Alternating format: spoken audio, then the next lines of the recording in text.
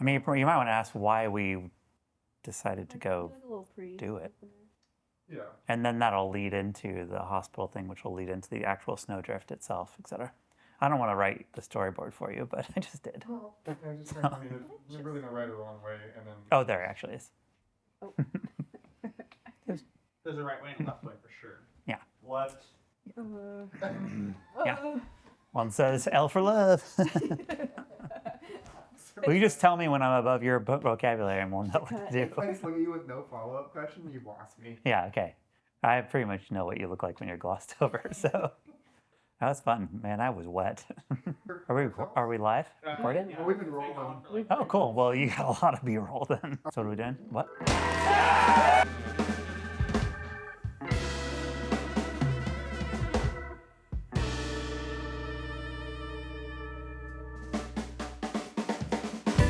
Yes. Well, first of all, I think it's important to talk about why we went out and did the national season in 2024, having raced in the team for almost 30 years, mostly regional in the Northwest or West Coast. You know, why would we go out and do a national series? And the answer is, in 2004, I ran the national series in a two-wheel drive car in a classical production and won the last SCCA production class championship. And that was in 04. So we thought 2024, 20-year anniversary, wouldn't it be fun to recreate that, go out and run national? Obviously the team's a little bigger now. We have third generation and the first, second, third generations all running concurrently at events. And so we thought, let's go out, we'll run the one car in the national two-wheel drive series, and then we'll rotate out a second car, and the rest of the family, which is something that didn't happen in 04, will get a chance to go and actually taste some of these faraway events that we did. So that was the plan. Fast forward, we bought a car after a particular car of mine burned down. There she goes. 3 days later, bought a Ford Fiesta ST. Got some interesting looks from the finance manager. And then went to town, started to get that car ready. Unfortunately, that car was taking a long time to build for many different reasons. We found another car that was already built, bought it. That was going to be our main platform to start, would then be our backup car once we got the new car up and running. So then we decided we're going to go to Snowdrift. So let's hit the first event. It was very important to go to the first event and get some points banked. And after the transport left the next day, I couldn't move my hand. My hand was completely locked up, a lot of pain, so I went to the urgent care. They said, this looks like an infection. We think that it's infected into your tendons and your joints and you need to go to the hospital. Admitted to the hospital, spent 3 days in the hospital. They were trying to decide if they were going to amputate the finger because the infection was spreading and they didn't want it to become a blood infection. I kept telling them I need to get on a plane. They said, you're crazy, you're here till Friday. I convinced the hospital and the doctors to let me go, miss all my flights, rebooked everything for Thursday, skipped recce, and So that's how we started the year, was with a skosh bit of drama is the way to say it, I think. I feel like I was kind of able to kind of keep myself. I knew what I needed to do and what Sophia and I needed to do. We were able to take Catherine in our recce car, and Catherine just did recce basically in the back of our rental car, which I think is not the usual, obviously not how recce usually goes, but and I think that was really beneficial at the time because Catherine just knows you so well. Well, thankfully, Catherine is at her core an adventurer, and would rarely say no to any of the crazy ideas that we've had over the last decade and plus. I think she's also a very serious competitor. We have a good time, we have fun, but we also both know our roles, and that's game face. She's getting ready to go. She's checking off all her boxes, but she does it in a very casual way. You wouldn't know what's going on in her head, but she's a very serious competitor. We could not have done it without her and her counterpart Steve, and his mechanical knowledge. We just couldn't. We would have been a mess. I'm surprised we pulled it off in 04. with a very ragtag group of people, but we did somehow.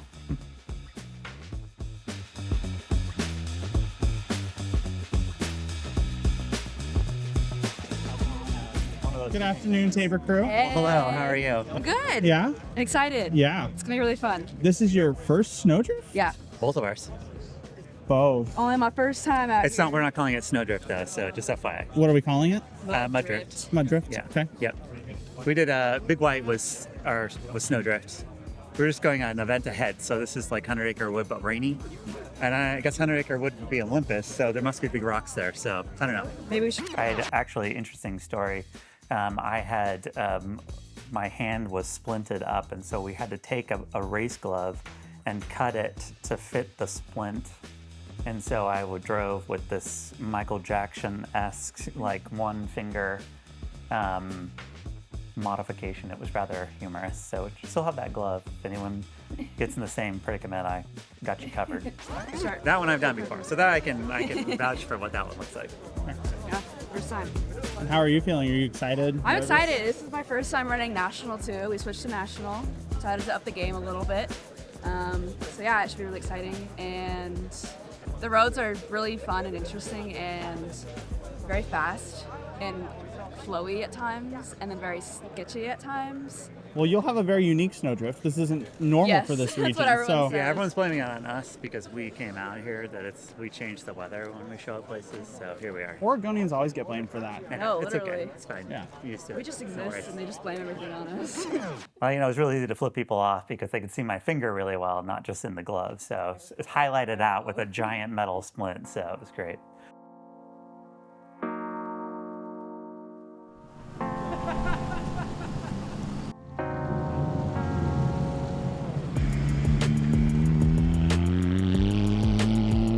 No, it was very challenging to drive a car I had competed in one time before at Big White Rally, and then to go out and in conditions we had not yet driven the car in, which was supposed to be snowing. As we know, snowdrift was anything but.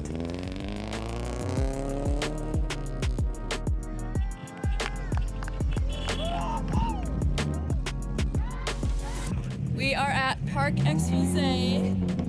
It's snowing. It is snowing. It's crippling right now. Our clutch pedal started sinking after stage 1, which was a bit of a challenge, but I stopped doing that after the second loop, so I was like, oh, I fixed it. But yeah, excited to go out and finish the event, and yeah.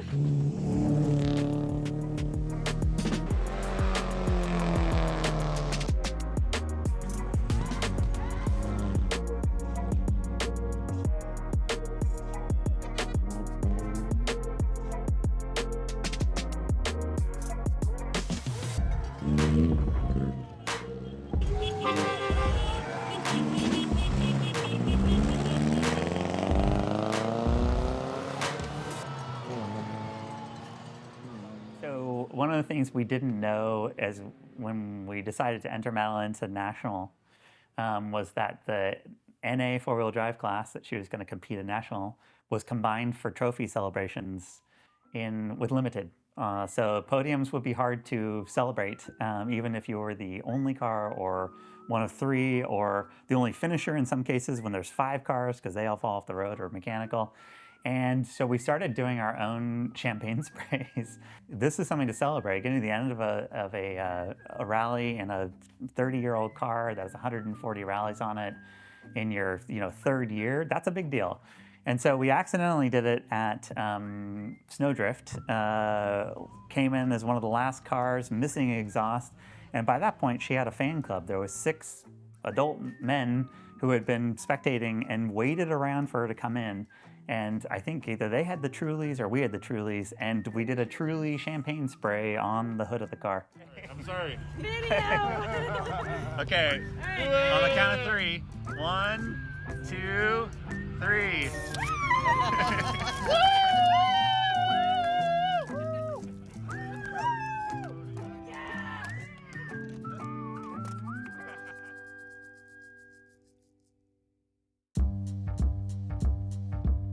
This was 100 Acre Wood. This was our first event with like fun, formal teamwear, and we thought that was so fun, and it is obviously so fun to have like formal merch. Right here. Yeah, right here. So that's the first day of 100 Acre Wood in Missouri. This is outside the courthouse where we did the drivers meeting, and yeah, we were trying to make an attempt to document just that we were there. We did it. We got there.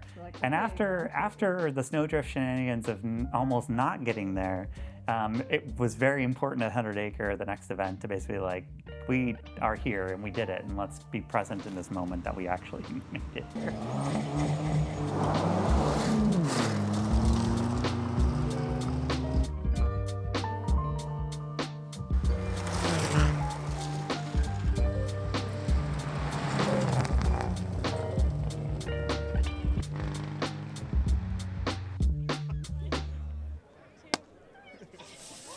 There you go.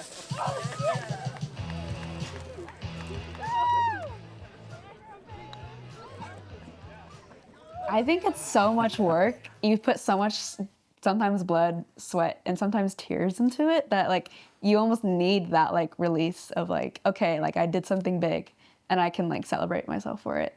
And I think that's something more people should do. I mean, regardless of where we are now with this team or with Madelyn's career in racing, like this is our vacation time. We're choosing to do this. Yes, adrenaline junkie aside, but you have to have some amount of appreciating what you just did and actually, you know, having that time to reflect on it. And I think that's important to do. Rascal is my 1999 2.5 RS race car, rally car. You have to understand. I don't drive boy cars. Rascal is a hand-me-down. Rascal was a brand new car that my brother Matt bought from the showroom in 1999, drove it as a street car for about 4 or 5 years, built it into a rally car. He rallied it for a number of years, 5, 6, 7, 8. Then Kristen, my sister, aunt, took that car and ran it, and then it became kind of the Tank, is its sort of sub name. I believe that the older logbooks had 44 events in them, and I think we're nearing the end of this logbook, so it's well over 100 events. It could be as much as 140 plus. I think there are older cars that maybe could take the title of oldest. However, consecutively running, probably not.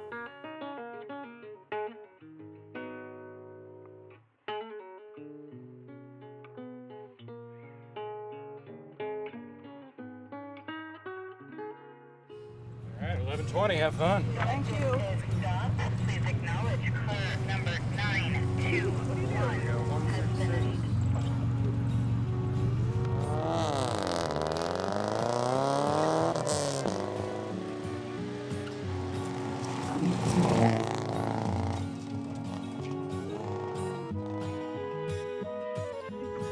Okay. Yeah, we're fine. Yeah, I was telling him. I was saying it was a soft landing. Yeah, so it wasn't a hard stop. So in that photo, we are getting a towback reverse stage after the stage is gone cold, in our trusty little Chevy van, service van. And we're kind of like, well, this is like after all the emotions had passed, and I was like, oh, let's take a selfie. One of the things that Catherine is really focusing on is my offstage, on transits, is my focus on, are they finished, are they okay? Where are they at? Because we're typically ahead, we're typically the fastest, and we're on the road first. So we don't see what's going on behind us. And Catherine, very subtly, without actually even asking her to do this, knows. When we get off stage, the first thing she does, calculates the transit time. She pulls up her phone and she tracks everyone. Madelyn's finished the stage, she's clear.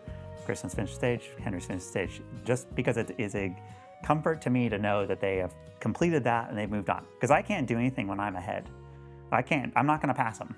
If you reverse back to Olympus 2023, when the car burnt down, the entire family was sitting on the start line waiting to start that stage. And the rumors start sort of focusing or coming back, filtering back to the to the start about what's going on. Why is the stage delayed? Not only, we're blocking the stage with a fully engulfed car fire, but now it's Nahuatl, so we're 10 miles into the stage. There's 10 cars that pile up there. Well, there was only 8 because a couple drove by, but at the end of the day, that now you have 16 people with cell phone cameras out, live streaming or filming that, and at that point you realize you've got at best a family PR nightmare to get in touch with your family. So I was immediately called my wife first, because by the way, call your wife first, or your spouse, whatever. Tell them, because they might see the live stream on Facebook of your car burning to the ground.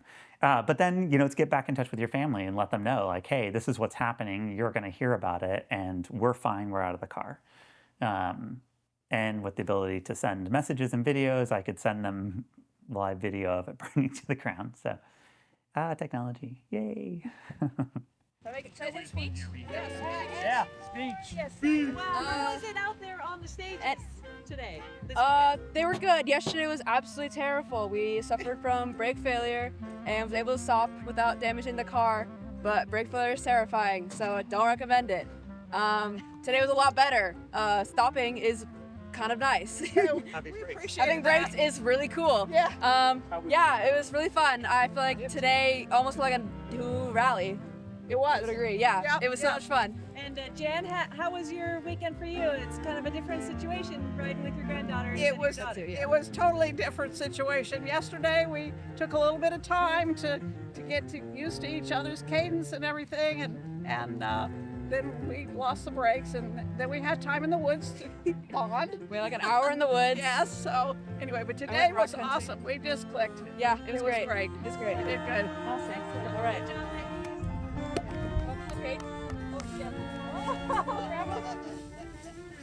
I can't get it. Your hand's going to help. It's too cold. Don't squirt. I can't get it. It's a trick. Okay, I got it. Don't trust him. Come on! Jesus, okay, get it off. Twist it.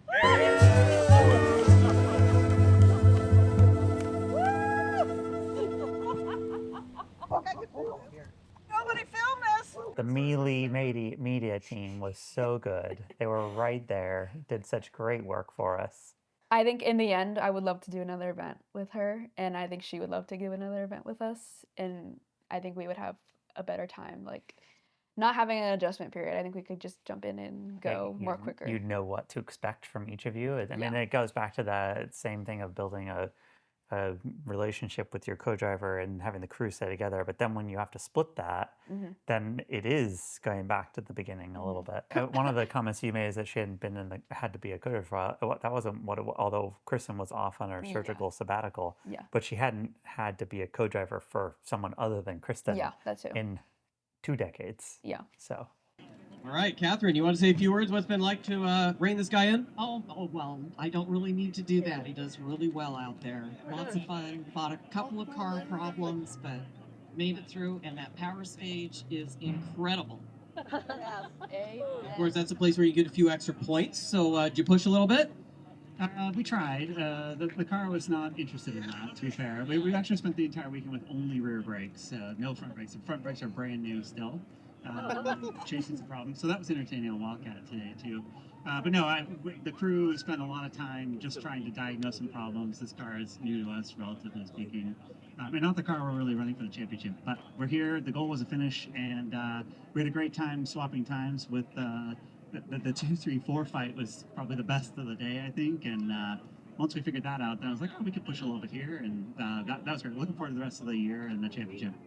Let's hear it for our National Limited Two-Wheel Drive podium.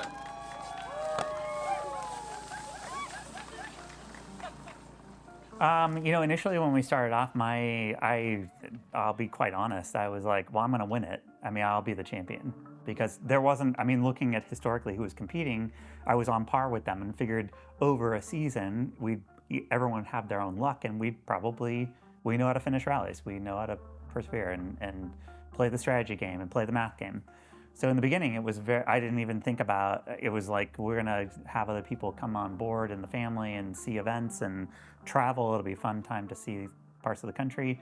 But I was never thought, I'm not going to be the top step. And then very quickly, in the first 2 or 3 events, it became very much aware that there was competition and they were better. It was very clear that my effort to build a car and come up with this great livery and go out and do this was really not, I won't say it's not important or interesting, it didn't have the following, it just didn't. It wasn't that interesting in the grand scheme. But Madelyn was interesting in the grand scheme of things. All-female team, the only woman driver in a effectively historic car, competing in the series against only men was a story. It was about Oregon Trail where I realized that our championship was about something different at that point. It was no longer about going out and we're going to just win it. It was about, no, we need to be there. We're here to compete in the championship. We're here to be present and show up every event and give it our best. And it wasn't really, it was about the team's effort and the family effort together behind us, no question, but it was mostly about how do we make this Madelyn's year. This was right before Oregon Trail Rally. This is at PIR, Portland International Raceway. We last year, Kristen and Grandma and Janice were able to they were on the news, which was kind of advertising the event, specifically more PIR, for spectators to come out and get tickets. And I had the fun opportunity to also tag along with Rascal. Kind of picture us. This actually goes back to probably 01 or 02. Oregon Trail being in the Portland metro area, a lot of news stations are very keen to highlight events going on, and they would come out, and very often we would have one of our cars there or whatnot, and we had 3 cars there because we had one of the Fiestas there, and then Rascal and Smurf, and it was the multi-generation, 3 generations of women. That was a big deal for that news broadcast, and yeah, it was a good promotional event for Oregon Trail for sure. And it was quite a nice morning. We did get the newscaster stuck in one of the cars because he went into the seat and didn't realize how hard it is to get in and out of those. So, and we had to pry him out of the seat. So, I think being the 3rd generation of a racing family is really special, and it's unique, and it's fun to talk about. And kind of growing up with that, or before I started racing, like they were always racing, and kind of having them as role models was really important to me, but I think very pivotal in my upbringing, and very, very fortunate for that. And her first rally was Mount Hood Rally 2002, and she was 5 weeks old, and I was driving, and Jen her mother was co-driving in another car, and we literally handed the baby over to Mary Elgin and said, see you at the finish. Good luck.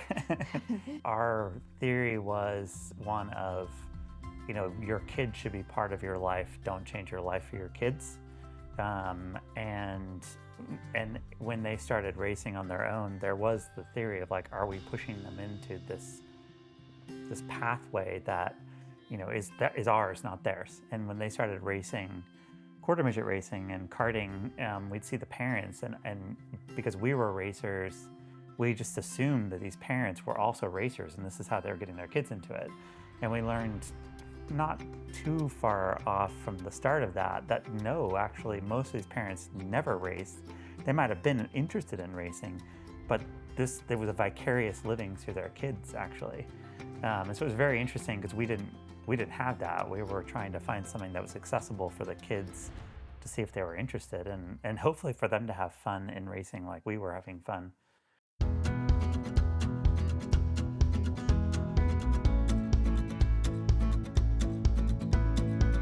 Those are the famous cousins in cinnamon rolls that we have right before Oregon Trail Recce to go. Was our breakfast to go. You made your own recce plan, and that didn't include the cinnamon rolls. And yeah, so if you follow Catherine's movement plans, you too can have giant cinnamon rolls. She also provided most of the timetable logistical planning. She has a very robust collection of Google Docs and timetables and movement plans, and She kept us organized, basically re-prep, work lists, parts ordering. It's all cataloged and organized. 30 seconds.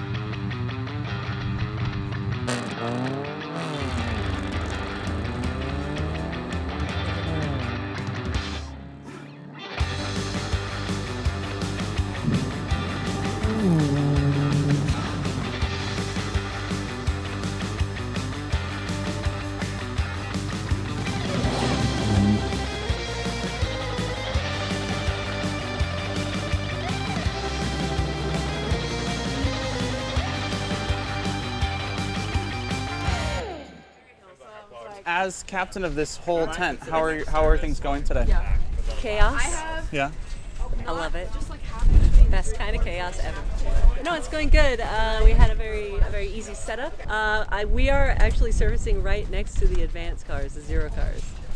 We are actually servicing the advanced cars, the zero cars. So if they need tire changes or whatever, we've been helping. So that's what we do. Fun. We help. Like this is the first Oregon Trail in 15 years I haven't driven, haven't competed. And I'm having a lot of emotion about it. I'm processing through that.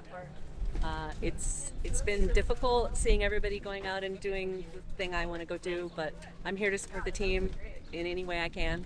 And if that's sitting and pointing because I can't lift things, and I will sit and point like a champion. I keep track of the time. Hang on. 2 minutes, Catherine. You're doing great. I've got like multiple alarms on my watch. I've got all kinds of. You're hired. I'm having a good time with it. So I gotta walk over here. Keep an eye. Thank you. Thanks. You're welcome. I will send somebody for refuel for you. Thank you. Well, keep at it, Captain. I will. Thank you very much. Good to see you again. Thank you for your time. You know, if you need water, Gatorade. So that's Kristen, my sister Kristen, who took on the role of team manager about a third of the way through the season. Previously, I've been sort of self-appointed team director, which is sort of before the event, you can be team director because you're not in a car doing stuff. But during the event, we needed a logistical manager, someone that could basically keep everyone going the same direction. And Kristen had a back surgery the year before and was not cleared to race yet. So, but she really wanted to be involved. She wanted to help out. She wanted to have a role. She could organize things, play sort of director of people during the event. And that's what she did. So she came on board and started coming to the events with us to shuffle the people and keep everyone moving in the same direction, which was incredible. We didn't know we really were missing that until we had it. And then you're like, yes, everything's already organized. We know what dinner is. We know what the re-prep is between days. We know, who's going where. I think having her, obviously as kind of an organizer of the team, has been very useful, as we've said. But yeah, I think she does have that energy that does kind of keep things as lighthearted as they can be. And I even like pulling in before checking into an ATC and seeing her like wait for you, and like as she comes up and you're like able to talk about the loop or whatever and just how things went, and do you need anything, do you need any food, do you need water, and so that ability and experience to sort of bridge the gap between service crew and driver as a driver, I think that's very important. All right, let's hear it for our limited two-wheel drive podium.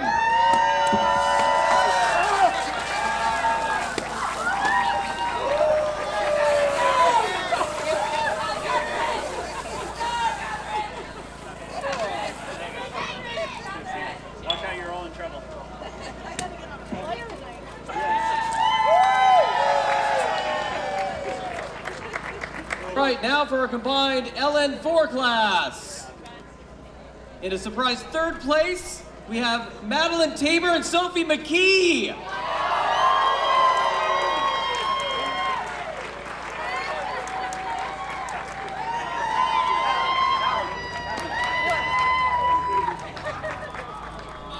Look at that. 2 Tabors on a national podium. How cool is that? Congratulations, Sophie.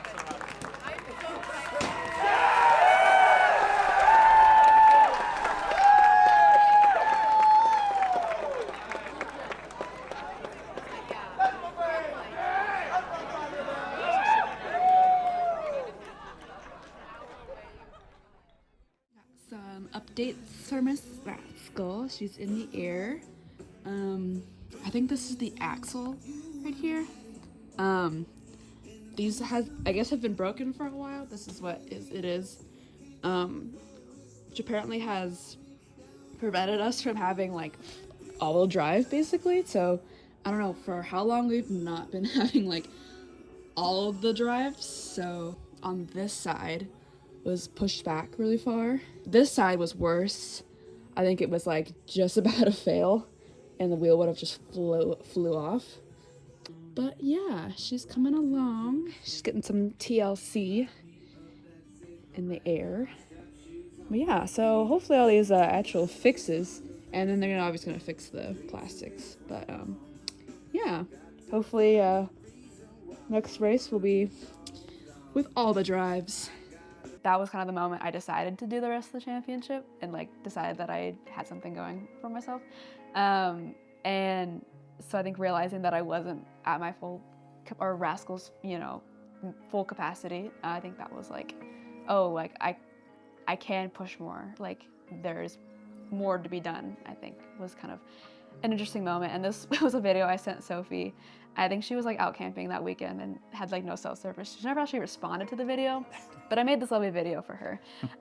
So I thought it was a fun thing to include and kind of just represents like the pivotal moment that it kind of was in the moment of the I think season. we were like, we're gonna go do the rest of the series with you. Let's tear the car down. Let's replace the stuff that we know needs to be replaced. Let's figure out what else. Let's build a good car. Yeah. And a strong car that can last the rest of the season. And so you just kind of get through Olympus and then you do what you need to do for Oregon Trail because they kind of come up on top of each other. And then you reprep for Ohio because the car was going to stay out there for the rest of the season. It was not coming back here. This is Ohio at the Park Expose before the Thursday night Yachtingle Park stage through the park.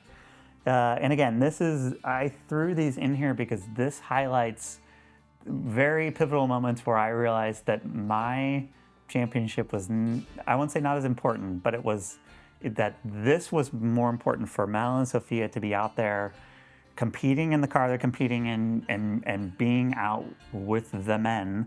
And this embodies that right there. This is many times during Parc Exposés and finishes, kids would come up, little girls, little boys even grown women would come up and just basically be in awe of the fact that you could do this as a woman. And not as a co-driver, not just strictly as a co-driver. Showing off pieces of equipment, putting them in the car. I mean, it's everything I think that everyone does, that the men do, but like the following, especially in Ohio, the Subaru dealership that sponsored Ohio took a liking, did a bunch of interviews. There was just a great focus. I think that was the moment that sealed it for me that said, this is about us, but this is more important. And there is a movement here. There's something to be done here in this space. Ohio this year, Sophia caught a nasty, nasty stomach bug and really started to feel the effects on the first day. Well, you can't just get out of the car during the one day. Talk about the second day later, but oh, we don't. We don't have to talk about that.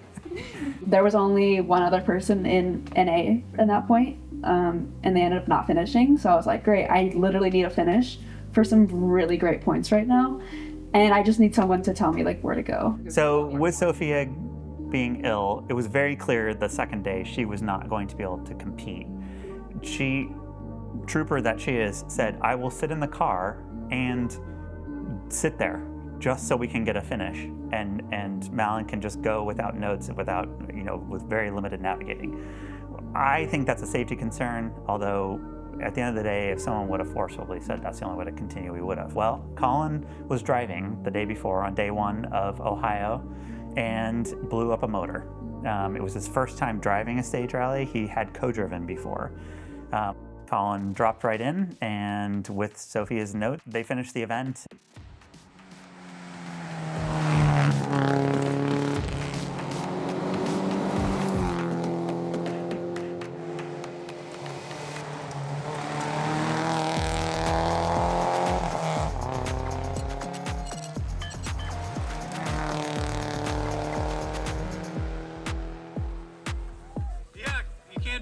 KJ. It's legal. It was good, and the car felt really good. And I really liked those roads just in general out there. I think like there was only one stage I think that I like did not like. Especially I really liked the tarmac bits of some of those stages. Like I really liked that. That was a really fun event. If that wasn't for the spinach, it would have been a great event. Yeah, don't eat spinach in Ohio. And I, to this day, can't go to a Subway. All right, so this image is of the second Fiesta. Teddy is its name, or Theodore, if you will. And so when we went to Ojibwe, we towed the new car out there. Henry got to run the old car, Freddie, and I ran the new car to shake it down. We learned some of our choices in routing exhausts and underbody. Perhaps maybe were less than desirable, and we caught it on fire. And not just a little fire, we burned up a fair amount of plastic under the gas tank and caused us to stop. We had to use our fire extinguishers to get it out. It had been burning for a little bit of time. And having just burned an entire car down a year prior, there was a little PTSD to setting a new car on fire. Which actually, interestingly enough, sent me into a bit of a mental health crisis. We couldn't continue on the first day because I hauled back to service, where the crew took care of basically re-engineering the bottom side of the car so we can continue on day 2.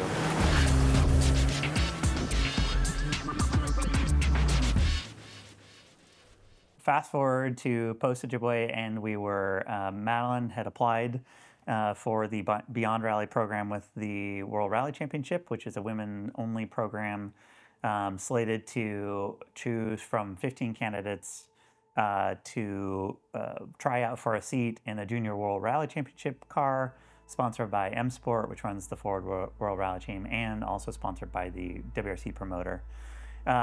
When we talked about applying in July, there was a lot of conversation about what that would look like. What would be the challenges? A lot of it was unknown. And when selected, we knew there was a couple things. One, we in America are way out of the league of the FIA. Our rule set's not set to compete with the FIA. The cars are not set to compete with FIA cars. And we knew that it would be a bit of an uphill battle to even go and be on the same level. But for me, it was give my children every opportunity they possibly could have. As long as they want to have it. Thankfully, we reached out to Tony at Element. We knew that they are West Coast based with 2 Rally 3 Fiestas, which is the car that Madelyn would be tested in.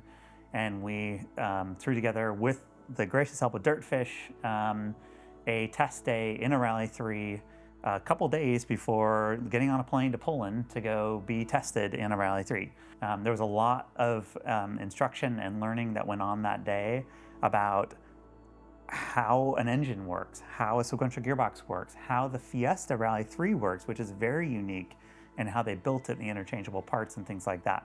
And so the theory, the real basic goal was, even if we just taught Madelyn how to get in the car, start it, and get it moving, that was the key component there. So that way when she got to Poland, got in the car, on the tarmac test or on the gravel test, she would at least, that would not be a thing that would create a psychological disadvantage.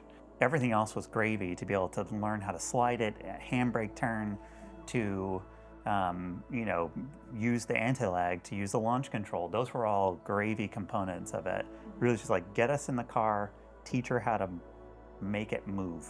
Between Tony and Michelle Miller with Dirtfish, Josie with Dirtfish, everyone did such a great job at making it feel comfortable by the time we left there, which took an element of unknown away at that point. It was real. I mean, you walk in their facilities and there's 3 white Rally 3s right in the doorway. So it was very real. Beautiful facility. Very, very beautiful. Like it became real at the dinner, but then it became very, very real. They had 2 cars, and while one was out, they would be getting the driver in, situated, seat fitting, and they would be changing out the nameplate on the center dash, which is right there. And they would be changing the name placard on the side. And I remember watching them as they're like getting the seat situated or whatever, taking the other girl's name off and started putting my name on. And I was like, oh my God. Oh my God.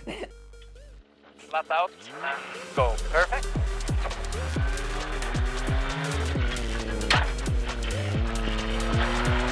That's good. And whole gear. Yes, perfect. And another gear. Perfect.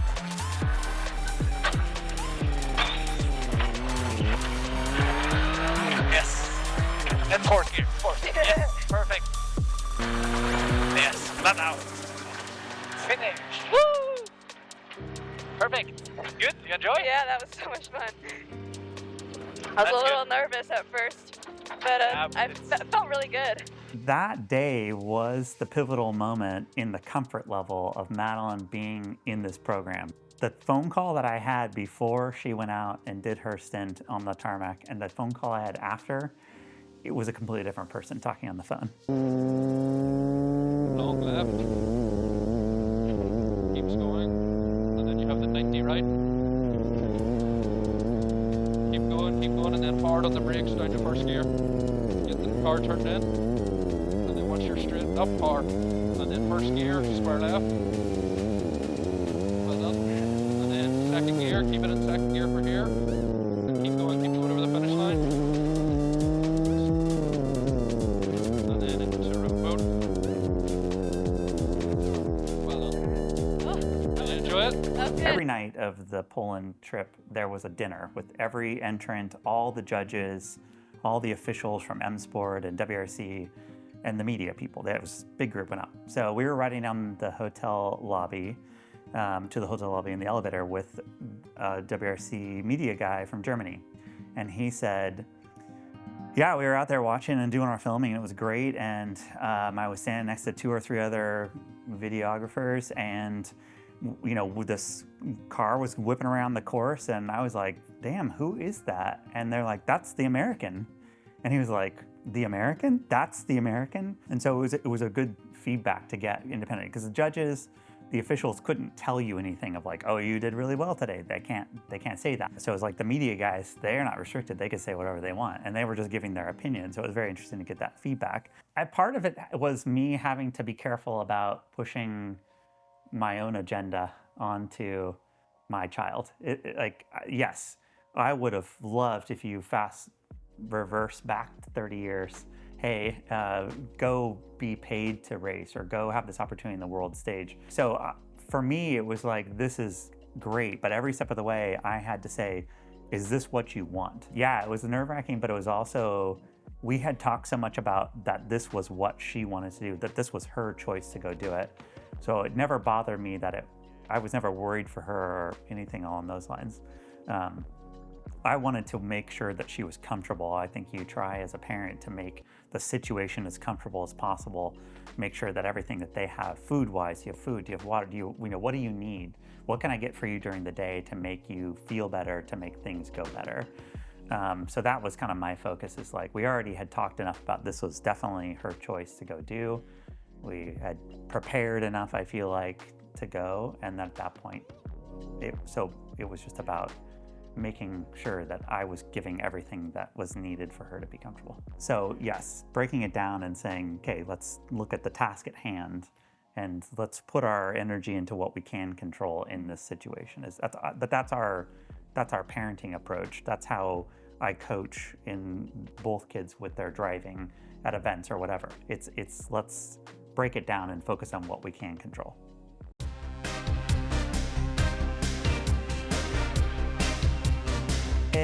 Madelyn. Right, so, which probably isn't the words, but whatever. You can edit the song over that later. Given our year and how important it was going to be on rally, and how the Women in Motorsports component of our team grew during 2024, this became important at every event to capture. I'll have to thank Rhiannon Gelsomino and Michelle Miller and Sophia very much championed the group of women competitors together to do a pre-event picture of all the women competing and crew. And even at Ohio, we pulled in some of the organizing committee that had previously competed but now are organizers pulled in a lot of people that were representing women in motorsports.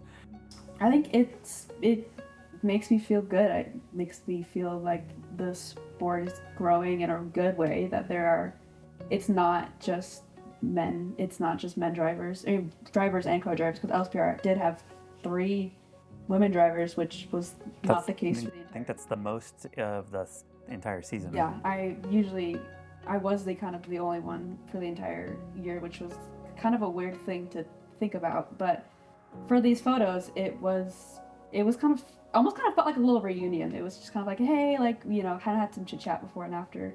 And it's just like, it feels very empowering to just be there and feel like you're not alone. And I think that's one thing that's unique about Rally, is that even on the male side, there is a support network there. I don't know that you would go to road racing and find this quantity of women competitors in one place. In Rally, there is a community spirit that supports this effort that doesn't exist in other places, and I think that's very important. And you could see it growing during the year, and certainly that's due to Dirtfish Women in Motorsports, that's due to the American Women in Motorsports, due to the Canadian Women in Motorsports. It has great momentum behind it. I think that's amazing. I think it's necessary, and it shows where that movement is headed in the US, which is very important. So post Poland, we thought, maybe there's some momentum here that we can use, and we could run this car. We could rent the car from Element, and maybe there's something here. So we contacted Tony, and sure enough, the car was open for tour. Rented the car, and we had just come back from Recce. When we left for Recce, it was very early. The car wasn't there yet, and there it was sitting there with the number on it, with the name on it, and I was like, that's hot.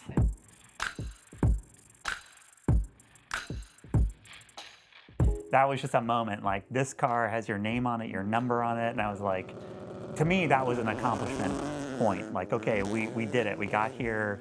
You're going to go run it in this event. Doesn't matter what the event is or what happens in the event. It's just we're here to see how this goes. And that was an exploratory time to go out and see what it looked like. I was driving Kristen's WRX to shake it down, to give a little feedback on that. I was like the great car shuffle.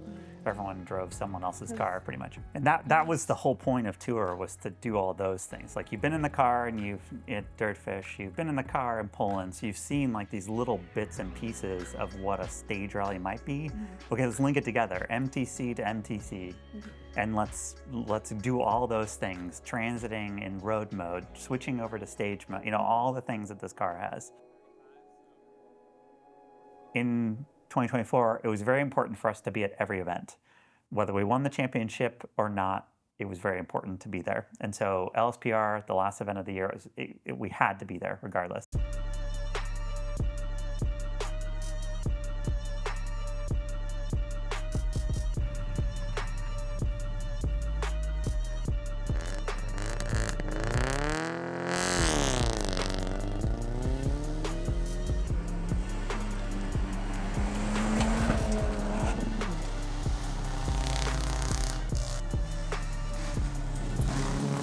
LSPR, second day, very early on the second day, not to get too technical, but we struggled a little bit with the suspension and the axles and how they played together.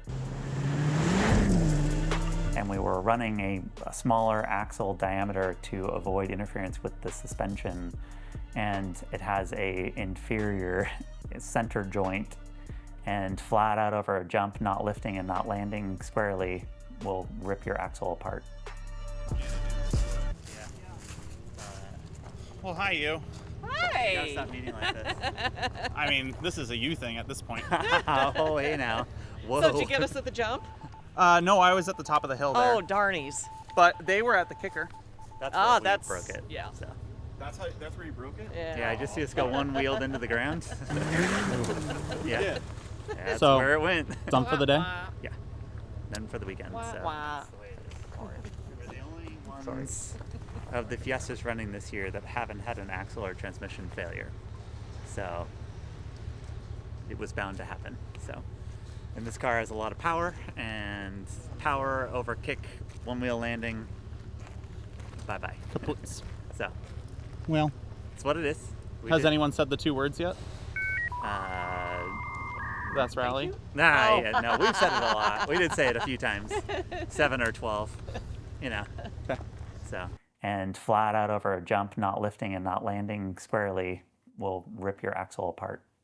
Learning moment. I was devastated because we were in second in the championship, and I knew that that was going to slip us off the podium for the championship. I knew that it was over, and that was devastating.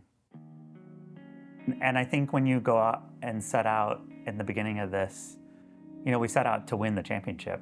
We won it in 04. And not that we thought it would be a cakewalk. And of course, we picked the year that there was, you know, anywhere from 7 to 13 national two-wheel drive competitors to compete against. The biggest field in the series at every event. We picked that. That's what we picked. But that we reminded ourselves after, actually in Snowdrift, like we came to compete in the series. The winning is something you have to work on. That's not given. It's not something you get to do, and it's you got to work at it. I think just in that moment we knew it was done, and there wasn't anything you could do. You can't re-enter. You can't super rally. There's no point salvaging.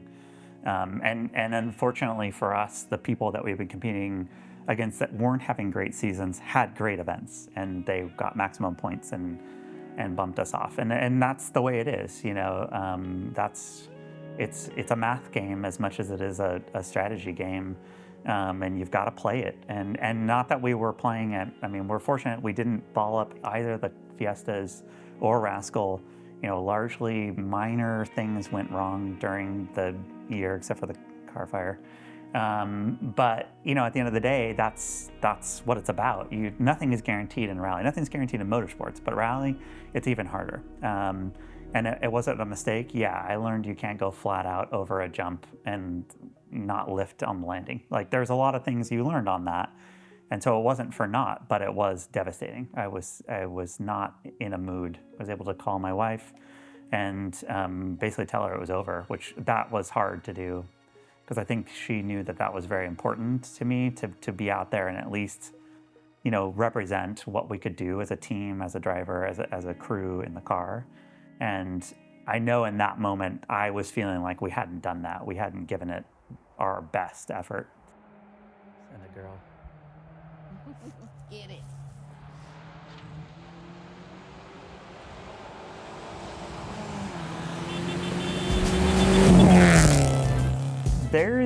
We have an interesting discussion about when you see a family member beside the road, your natural inclination is to stop and help them. Especially in our family, we're very tight-knit. However, we've had to be, I mean, not just at the kid level, but also at my generation's level, or even worse, my parents' generation level, to try and tell my dad, do not stop when you see us crash. If the okay's out, you go by. I knew that they were off, so I knew they were fine, and I knew what to expect. So that wasn't like I was concerned for them in a way. Obviously I felt sorry for them, and I obviously had done this journey, and I knew how hard this was for him. And I think we got the photo or like the text, and probably before an ATC waiting for the stage, and we were like, oh man, that's tough. Time to go on and do our thing, because that's why I'm here, is to do my thing.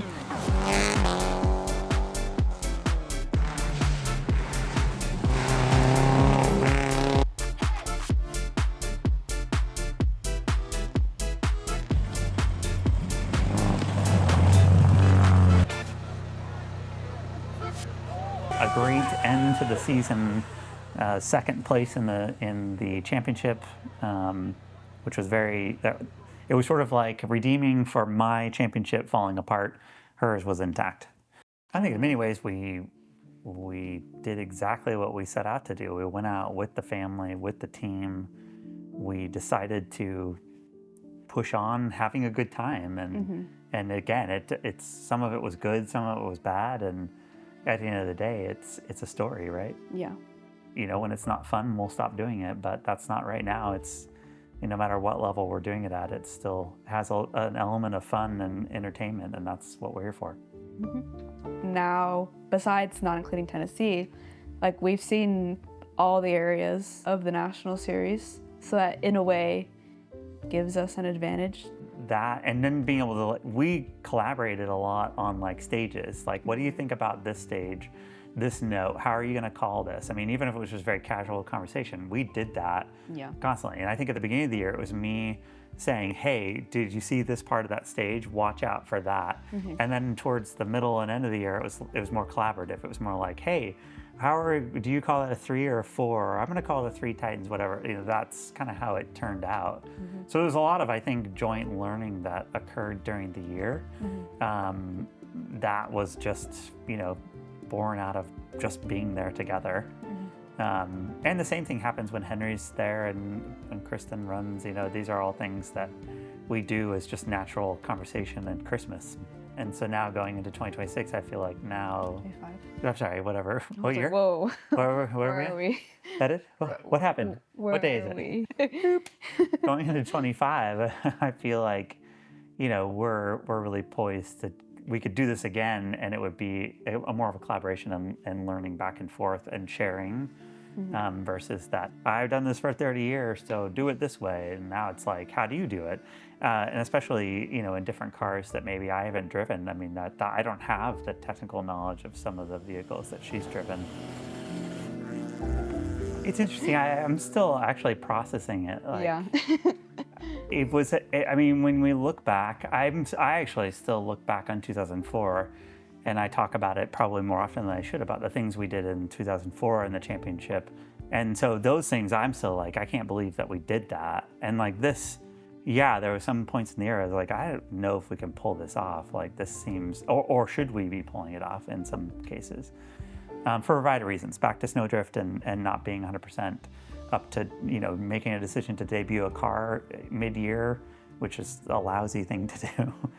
You look back and say, we could have done X, Y, Z different. But at the end of the day, you have to tell yourself, no, the championship is about running it. It's about going out and doing it. It's not about a guaranteed first or second or even third place. And you can lose it in one landing. That's the bottom line. Well, I think you can never perfect it. And there's an appeal there. It's constantly going out and fighting the elements, the car. Sometimes the other person in the car. You know, there's a lot of things that can happen, and it's calculated risk. I think people that come out and say, I won 3 stages and then crash on the 4th. Well, you didn't get to the end, and I think that's something that we've perfected and have a good finishing record because of it. But at the end of the day, no one's perfected rally. You can't. When we started this and started competing in stage rally in 1998-ish, we started out saying, we will do this as long as we're having fun.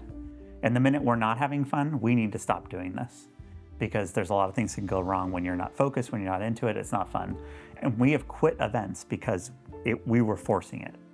And so at the end of the day, it's about going out and having that same mantra, going out and having fun. The results, the being successful, winning championships, that's gonna come, you'll get there.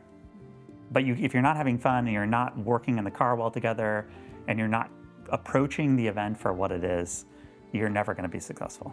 It's like Oregon Trail. I've done Oregon Trail, with the exception of 3 years, every year since 1998. There's never a time where I was like, I'm gonna skip it because I've done it 20 times. Why would I go do it again? No, because you've never done it correctly. I mean, whatever that means.